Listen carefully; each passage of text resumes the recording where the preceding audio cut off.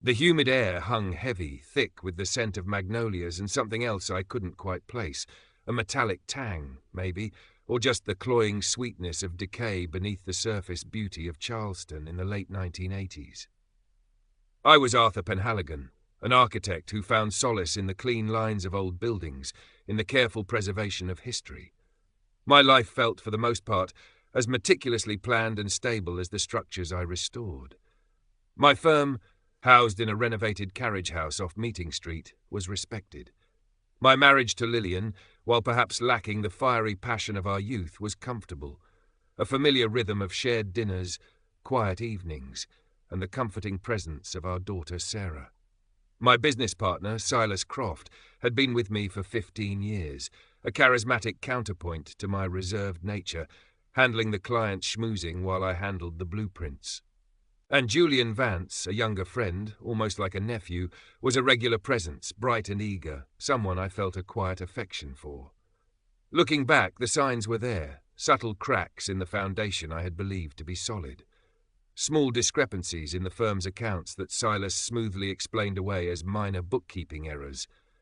Lillian's increasing social engagements, often without me, her dismissive wave when I asked about them.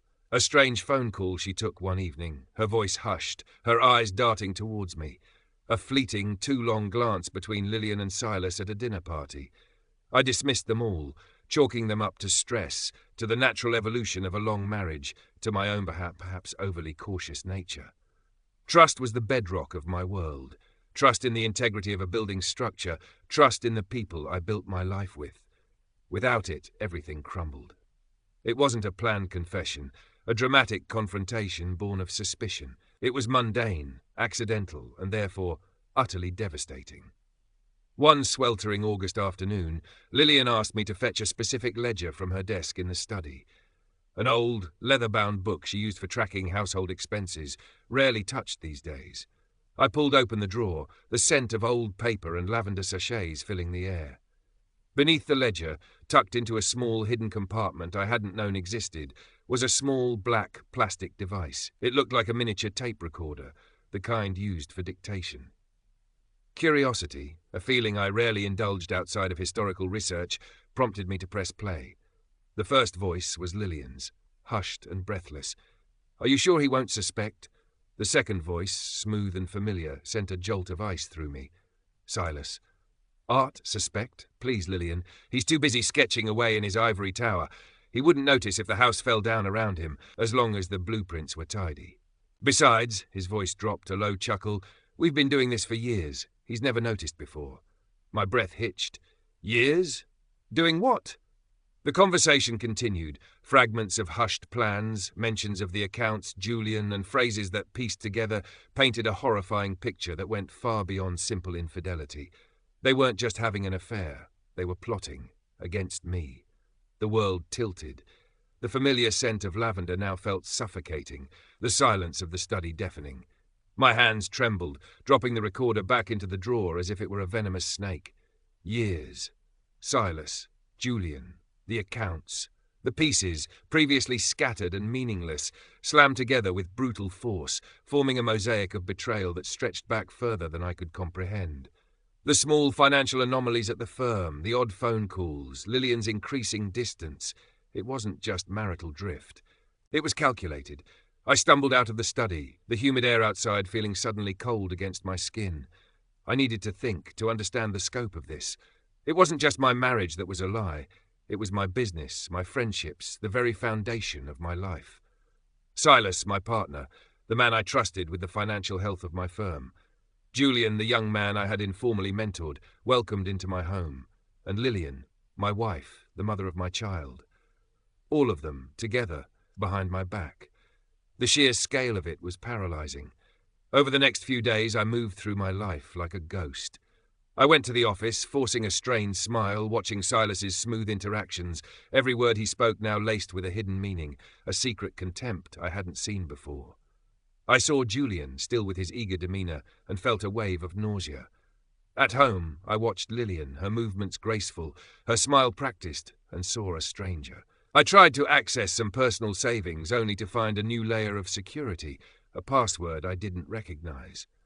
At the firm, access to certain older financial records seemed restricted, archived in a way that made retrieval difficult without Silas's direct involvement. The feeling of being watched intensified. A car parked down the street that seemed to linger too long. A strange click on the phone line during calls. Conversations I thought were private seemed to be subtly referenced later by Silas or Lillian. Paranoia gnawed at me. They weren't just having an affair, they were actively working to control me, to isolate me, perhaps even to ruin me financially. The tape recorder wasn't just evidence of infidelity, it was evidence of a conspiracy. I knew I couldn't confront them. Not yet. Not until I understood the full extent of their plan and had some leverage. But who could I turn to? My circle of trust had just shrunk to zero. My mind raced, sifting through names, faces. Then a name surfaced. Marcus Thorne. Marcus had been with the firm for nearly 20 years, starting as a draftsman, now managing the archives and research. Quiet, meticulous, utterly dependable. He wasn't part of the social scene, wasn't friends with Silas or Julian outside of work. He valued the history, the integrity of the buildings, the firm's reputation for honest work. If anyone at the firm was untainted, it was Marcus. I arranged a discreet meeting with Marcus after hours, not at the office, but at a small, dimly lit diner on the edge of town. I was vague at first, asking about the recent changes in financial record access, the new archiving system. Marcus, always observant, noticed my unease. "Mr. Penhaligon," he said, his voice low, "something's not right. Mr. Croft has been asking a lot of questions about your personal accounts, about old contracts, things he never bothered with before. And there have been some unusual transfers, small ones, spread out, easy to miss if you weren't looking for them." His confirmation sent a chill down my spine, but also a flicker of hope. I wasn't crazy. It was real. I decided to take a leap of faith. I told Marcus, in carefully chosen words, that I suspected financial irregularities tied to Silas, and potentially others. Marcus listened intently, his face grim. "Mr. Penhaligon," he said finally, "I don't know the half of what you're dealing with, but I know Silas Croft isn't the man you think he is. And I know you're in trouble. You need help, the kind I can't give you. But I know someone who might." He wrote a name and number on a napkin. Eleanor Vance. She's retired police detective, worked complex cases, knows this town inside and out, knows where all the bodies are buried, doesn't trust anyone easily, but if she takes your case, she's the best you could hope for. He stressed she wasn't related to Julian. She's known for being unconventional, guarded, but fair. She listened in silence, occasionally taking a slow drag from a cigarette, the smoke curling around her head like a shroud. When I finished, the silence stretched, broken only by the ticking of a grandfather clock in the shop below. "So," she said finally, her voice raspy, devoid of sympathy, "you think your wife, your business partner, and some kid you treat like family are not only screwing around behind your back, but are also cooking the books and spying on you?" Yes," I stammered. "The evidence points to it." She leaned back, blowing out a long stream of smoke. "Evidence? You found a tape recorder. Could be anything. Could be she's into kinky stuff. Could be she's planning a surprise party. Could be you're paranoid, Penhaligon. Happens more than you think." My heart sank. Marcus Thorne confirmed the financial issues, and the feeling of being watched. It's real. They know what I'm doing, what I'm thinking. She watched me for a long moment, her eyes piercing. "Marcus Thorne," she murmured. "Good man. Solid. Doesn't scare easily. If Marcus Thorne says something's fishy at your firm, I'd listen." She stubbed out her cigarette decisively. "All right, Penhaligon. I don't take cases that sound like some rich guy's marital drama. But if there's a conspiracy involving financial fraud and surveillance, that gets my attention. Especially involving Silas Croft. I've had my eye on him for years. Always smelled a rat, but never had enough to nail him." A flicker of something that wasn't skepticism, wasn't quite belief, but professional interest crossed her face. "Okay, here's how this works. You don't talk to anyone. Not your wife, not Silas, not Julian. You act normal. You come here, and only here, to talk. You don't call me from your house or office phone. Ever. Assume everything is bugged. Assume you're being followed. You got a place where you can talk without walls having ears?" The storm shelter. My grandfather had built one under the old house during the Cuban Missile Crisis. A small concrete room beneath the stairs, rarely used, forgotten by everyone but me. It was soundproof, shielded by earth and concrete. Yes, I said, a storm shelter at my house. Good. You bring me everything you can find that seems off. Financial statements, emails, phone records, anything. And you start paying attention. Everything. Who's around, what they say, what they do. Write it down. Don't use your regular computer or phone. Use pen and paper. Keep it hidden. We're going to build a case. A real one. Not just for divorce, but for fraud, for conspiracy. We're going to find out exactly what they're up to and how they're doing it. Over the next few weeks, my life became a carefully orchestrated performance. I played the part of the oblivious husband and partner, going through the motions, attending social events with Lillian, sitting through meetings with Silas and Julian, all while my mind raced, observing, documenting. I used my architectural knowledge of old buildings to my advantage. Charleston was full of hidden nooks, forgotten alleyways, buildings with multiple entrances and exits. I started meeting Eleanor in these places, a secluded courtyard behind a church, the dusty upper floor of a derelict warehouse I was supposedly surveying, a small, rarely used park near the Battery. Eleanor, in turn, was a revelation. She moved through the town with a quiet efficiency I hadn't expected. She had contacts everywhere, retired cops, old informants, people who owed her favors. She confirmed the wiretaps on my home phone line. She used her network to check records, track movements. Marcus, bless his quiet loyalty, risked his job by discreetly copying financial documents at the firm, highlighting suspicious transactions, shell companies, funds being siphoned off slowly, almost imperceptibly, over the last 3 years. It wasn't just infidelity. They were systematically stealing from the firm, diverting profits, likely planning to leave me with a hollowed-out shell while they walked away wealthy. The affairs, I now suspected, were either a consequence of their alliance or perhaps even a deliberate tactic to keep Lillian tied to them and provide leverage against me. The surveillance was sophisticated for the time. Physical tails, phone taps, maybe bugs in my car or office. They were using my own trusted employees, people Silas had hired over the years to keep tabs on me. It was a constant, low-level hum of anxiety, the feeling of being watched, of not being safe anywhere. Our planning sessions in the storm shelter were tense, claustrophobic, but also strangely empowering.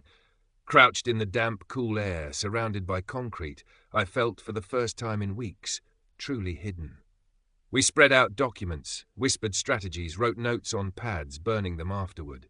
Eleanor taught me about tradecraft, how to spot a tail, how to check for bugs, using simple radio frequency detectors, sweeping for physical devices, how to communicate using coded language or temporary payphones. My architectural mind, used to thinking in 3 dimensions, in layers of history and structure, proved surprisingly adept at understanding the layers of their deception and anticipating their moves. We needed irrefutable evidence of the infidelity and the conspiracy, something that would stand up in court and shatter their carefully constructed facade. Eleanor had a contact, a private investigator who specialized in discreet surveillance, a man named Frank who worked strictly for cash and asked no questions. We pooled resources, funds Art had managed to access from a small separate account they hadn't found, money from Eleanor's savings, even a small amount from Marcus. Frank set up surveillance on Lillian, Silas and Julian, focusing on their movements outside of the firm and our home. The waiting was agonizing. Every day felt like a tightrope walk. I had to maintain the pretense of ignorance, smile at the people who were actively working to destroy me. Lillian continued her performance, sometimes acting distant, sometimes overly affectionate, testing my reactions.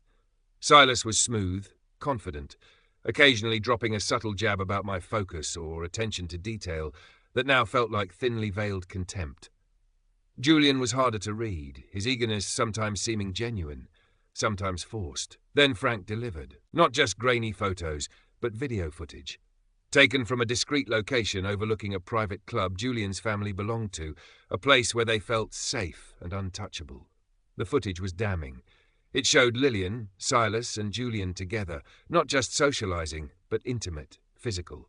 It showed them huddled together, looking at documents that resembled financial statements, talking in hushed, intense tones. The audio, though sometimes muffled, captured enough mentions of the firm, of Art's stubbornness, of finalizing the transfer, of celebrating when it's all ours. The video was a punch to the gut, confirming the infidelity in the most brutal way, but it was also a surge of righteous fury. It was the proof we needed. This wasn't just personal, it was criminal.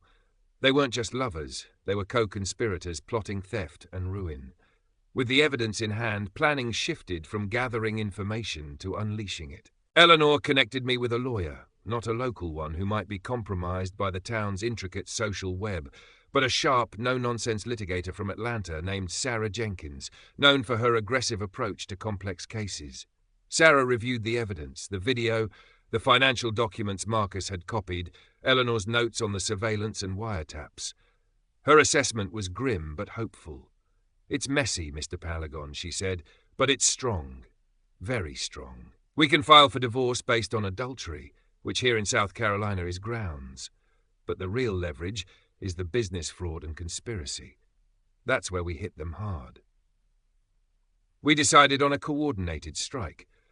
Divorce papers would be filed simultaneously with lawsuits against Silas, Lillian, and Julian related to the financial fraud and conspiracy to defraud the firm. The evidence would be presented in court, becoming a matter of public record. In a town like Charleston, where reputation was paramount, this would be a social atomic bomb. The morning we filed was tense. I went to the office as usual, acting calm, but my hands were clammy. Eleanor and Marcus were in position, ready to deal with the immediate fallout. Sarah Jenkins's team filed the papers just as Silas was arriving. The reaction was immediate and explosive. Silas stormed into my office, his face purple, the smooth facade completely gone. "What the hell have you done, Art?" he roared, slamming the door shut. "You can't do this. You can't." "I can," I said, my voice quiet, steady, surprising even myself. "And I have. The papers have been filed, Silas, for divorce and for fraud. The evidence is with the court. All of it." His eyes narrowed, a predatory gleam replacing the rage. "Evidence?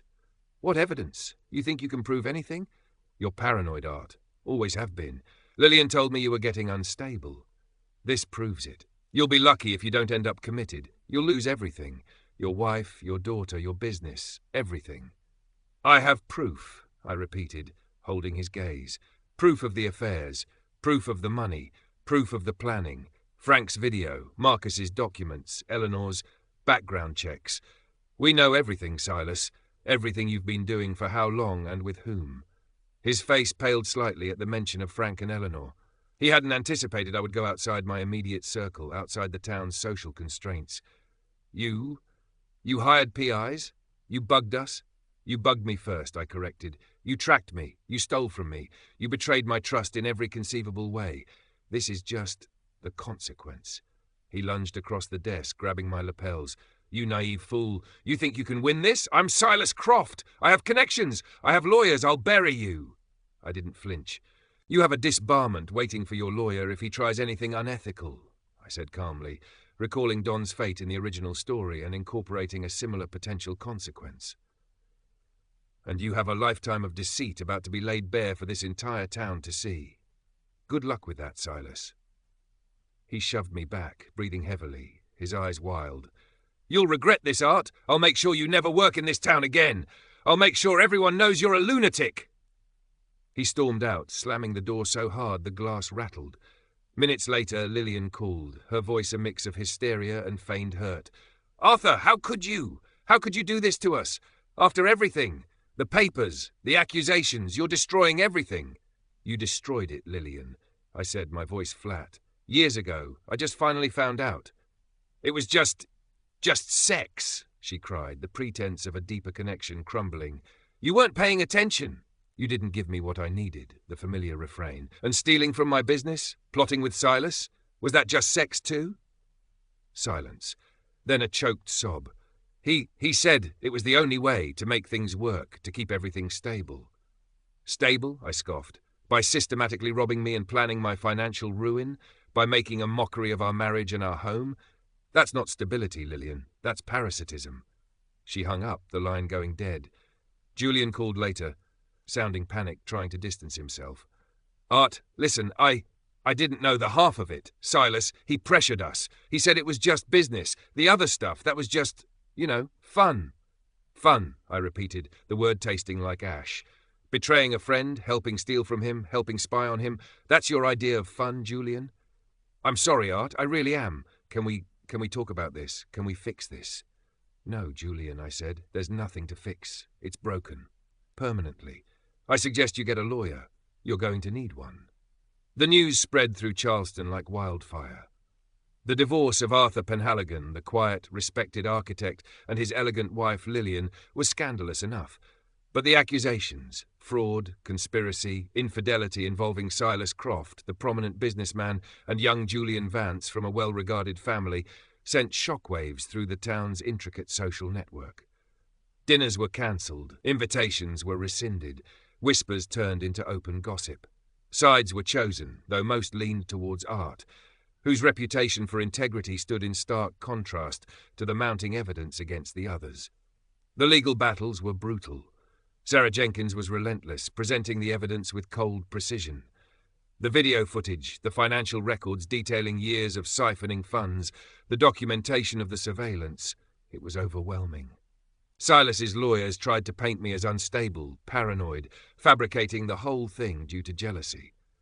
But the sheer volume and detail of the evidence, corroborated by Marcus's testimony about the firm's finances and Eleanor's expert insights into the surveillance methods, made their arguments fall flat. Lillian, under the weight of the evidence and the social shame, became increasingly erratic. Julian tried to cut a deal, offering to testify against Silas, but his own involvement was too deep, his credibility too damaged. The consequences were swift and severe. In the divorce settlement, Lillian received a pittance compared to what she had likely envisioned, her adultery and involvement in the conspiracy severely impacting her claim on marital assets. I retained full ownership of the architectural firm, though it was a shell of its former self, requiring significant effort to untangle the financial mess Silas had created. The lawsuits against Silas and Julian were even more devastating. Silas was found liable for massive financial damages related to the fraud, effectively bankrupting him.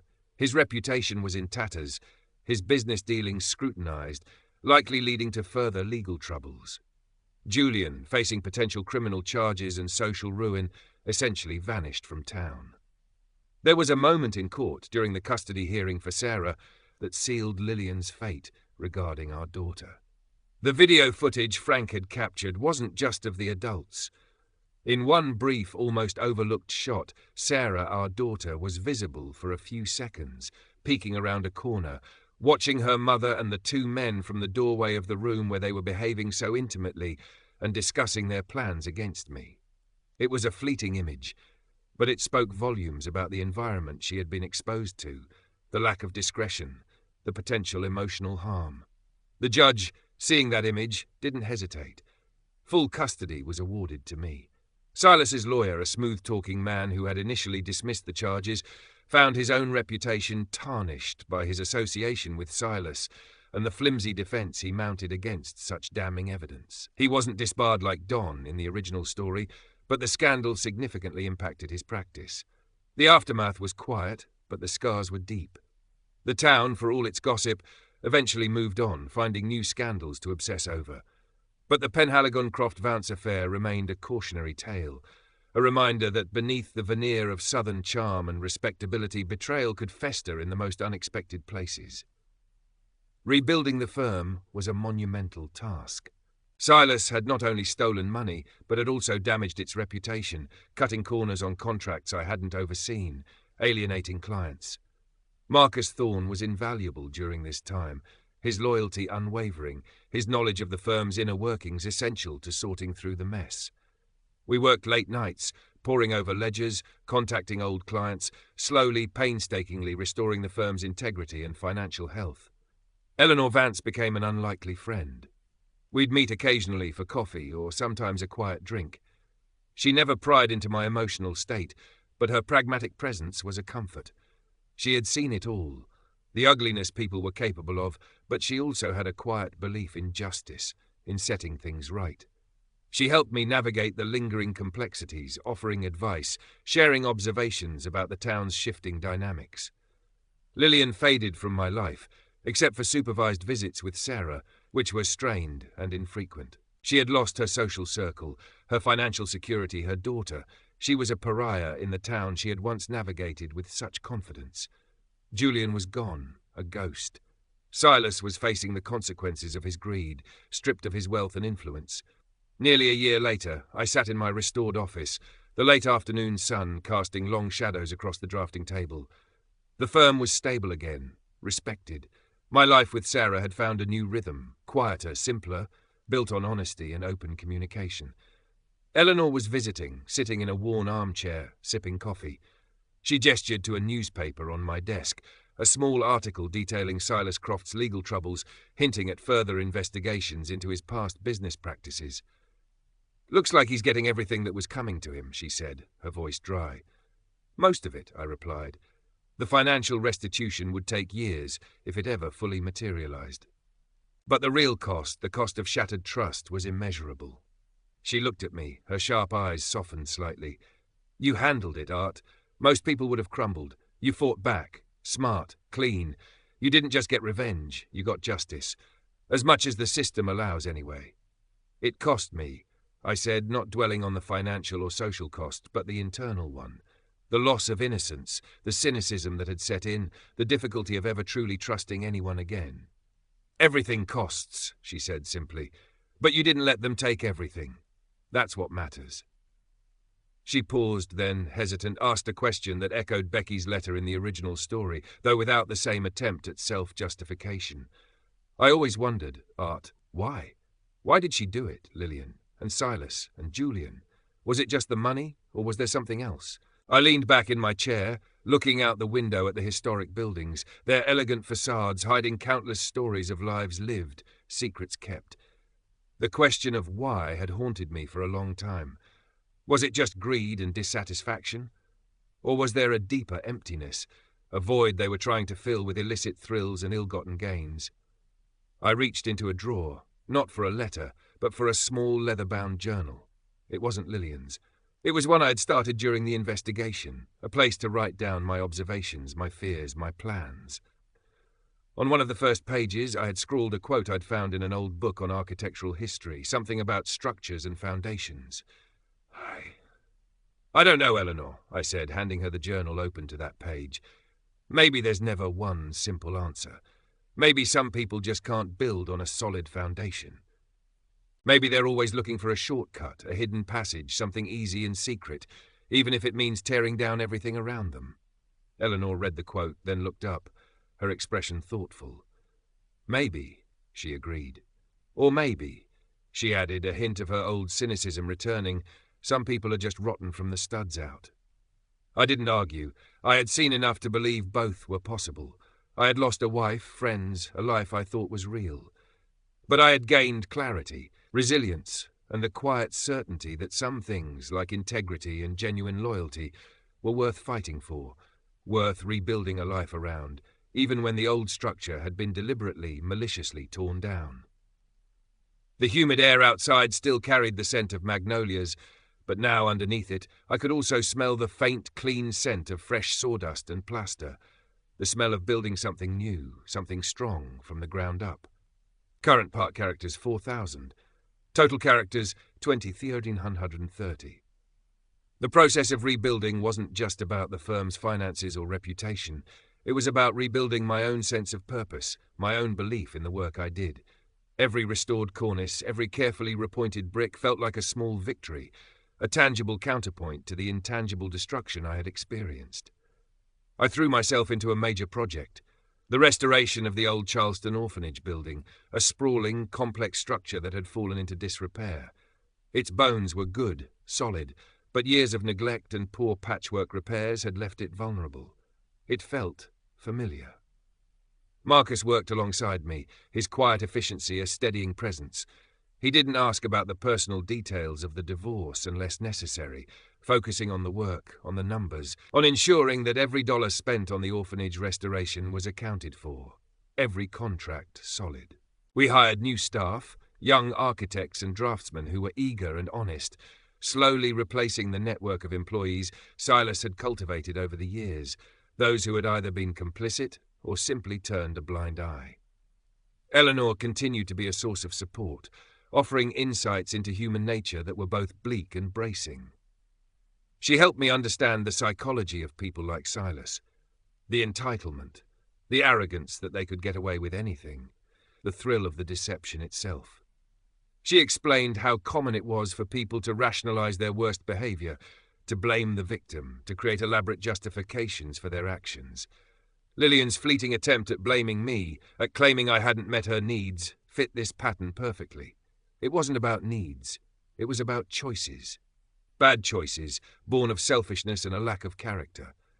Sarah, my daughter, was the anchor that kept me grounded. She was young enough that the full ugliness of the situation was shielded from her, though she sensed the tension, the absence of her mother. I focused on providing her with stability, with love, with a home that was safe and predictable. We built Lego castles together, read stories, walked along the Battery Wall, watching the ships sail by. She was innocent, pure, a reminder of what was truly important, of what I had fought to protect. The town, for all its old-world charm, could also be brutally unforgiving. Lillian's name became synonymous with scandal. She moved away eventually, unable to bear the weight of the social ostracism. Her supervised visits with Sarah became even less frequent, then stopped altogether. It was a sad, lonely end for someone who had prioritized fleeting pleasure and material comfort over loyalty and family. Silas's downfall was more public, more drawn out. The lawsuits, the investigations into his past business dealings, the loss of his social standing. It was a complete dismantling of the life he had so carefully constructed on a foundation of lies. I heard through Eleanor that he was struggling to find work, that doors were closed to him, that the connections he had boasted about had vanished when he could no longer offer anything in return. He was facing potential criminal charges related to the scale of the fraud. Julian Vance, the youngest of the trio, seemed to have suffered the least in terms of legal or financial consequences, likely because his direct involvement in the financial manipulation was less central than Silas's. But his reputation was ruined. The Vance family, proud and protective of their name, had quietly disowned him, sending him away from Charleston to avoid further embarrassment. He was a cautionary tale for the younger generation, a reminder that in a town like ours, reputation once lost was almost impossible to regain. There was no grand, dramatic confrontation with any of them after the initial filings and the court battles, just the slow, inevitable grinding of the legal system and the social mill, delivering consequences. It wasn't the raw, visceral revenge I had perhaps fantasized about in my darkest moments of helplessness and rage, but it was effective. It stripped them of what they valued most: Silas, his wealth and power; Lillian, her social standing and comfortable life; Julian, his place in society and his future prospects. And it allowed me to reclaim what they had tried to steal: my business, my financial security, and most importantly, my daughter's stability and my own peace of mind. The process had changed me, though. The reserved architect who valued order and predictability had been forced to confront chaos and deceit. The man who trusted implicitly had learned to be wary, to look for the hidden compartments, the subtle inconsistencies. The anger hadn't entirely vanished, but it had transmuted into a quiet resolve, a determination to build a life based on authenticity, on genuine connections, however few they might be. One evening, nearly 2 years after the initial discovery, I was working late at the firm, reviewing plans for the orphanage project. Marcus was gone for the night. The old carriage house was quiet, filled only with the soft glow of my desk lamp and the faint sounds of the city outside. Eleanor stopped by unexpectedly, bringing a bottle of bourbon she swore was aged in a barrel salvaged from a pre-Civil War distillery fire, another piece of salvaged history. We sat in my office, the air thick with the scent of old paper and the faint, sweet smell of the bourbon. We talked about the orphanage project, about the challenges of restoring something so old, so damaged, but with such good bones. "It's coming along," Eleanor said, swirling the amber liquid in her glass. "Like you, I suppose. Good bones, took a beating, but you're putting it back together." I managed a small smile. "Something like that." She was silent for a moment, then said, "I ran into someone the other day, Julian Vance. Believe it or not, he was back in town, trying to sell off some old family property. Looked rough, like he hadn't slept in weeks. Asked about you, said he heard you were doing well. Said he was. Sorry. The word felt empty, meaningless after everything. Did you believe him? Eleanor shrugged. Doesn't matter if I believed him. What matters is if you do. I don't, I said, the answer coming easily, without hesitation. Maybe he regrets the consequences. I doubt he regrets the actions themselves, not truly. She nodded, accepting my assessment. Some things, she said, can't be fixed, can't be restored, just broken. Yes, I agreed, but you can build something new, something stronger. Maybe not in the same place or with the same materials, but you can build. We sat in comfortable silence for a while longer, the ticking of the grandfather clock in the hall marking the passage of time. I thought about the past few years.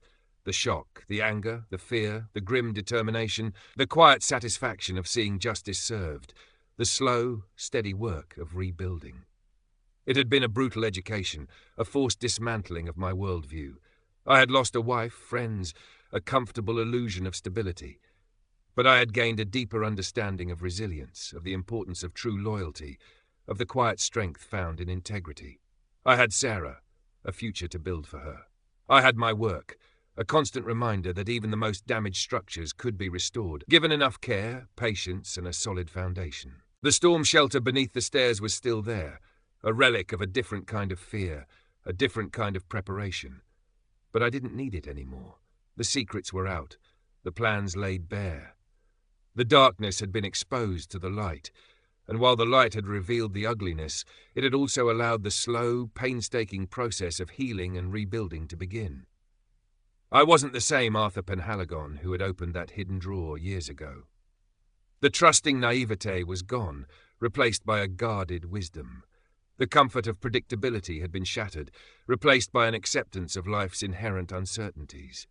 But the core, the good bones, as Eleanor put it, was still there. The commitment to integrity, the dedication to building something real and lasting, the love for my daughter. Those were the things that remained, the foundation for whatever came next.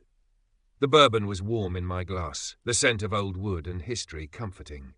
The night outside was dark, but in the quiet office, illuminated by the steady light of my lamp, there was a sense of peace, hard-won and fragile. The storm had passed. The rebuilding had begun. The orphanage project consumed me for the next couple of years. It was a massive undertaking, fraught with unexpected structural issues and the challenges inherent in working with historical materials. But it was also deeply rewarding. Each phase completed, each section brought back to its former glory, felt like a metaphor for my own life, taking something damaged and neglected, finding its underlying strength and painstakingly restoring it. Marcus was promoted to a junior partner during this period. His dedication and integrity had been proven beyond doubt, and his understanding of the firm's finances was now crucial. We made a good team, the meticulous architect and the steady pragmatist. We talked about expanding, maybe taking on larger historical preservation projects outside of Charleston, but for now the work in town felt important, like a form of quiet reclamation. Eleanor remained a constant, albeit infrequent presence. She'd drop by the office, or we'd meet for coffee. She never pried into my personal life beyond asking how Sarah was doing, but her presence was a quiet affirmation of trust and resilience. She had seen the worst and the best in people, and her continued friendship felt like a validation of the path I had chosen. Sarah was thriving. She was a bright, curious child, unaware of the complexities that had reshaped her early life. I made sure our home was filled with love and stability. We talked openly about her mother, in an age-appropriate way, focusing on the fact that sometimes adults make mistakes, and that even when families change, the love between a parent and child remains. It was a delicate balance, navigating the truth without burdening her with the ugliness of the betrayal. Lillian's life, as far as I heard through the grapevine, continued its downward spiral. Without the financial support she had grown accustomed to, and with her reputation in ruins, she struggled. She remarried briefly, but it didn't last. The last I heard, she had moved out of state, living a quiet, unremarkable life far from the social whirl she had once craved.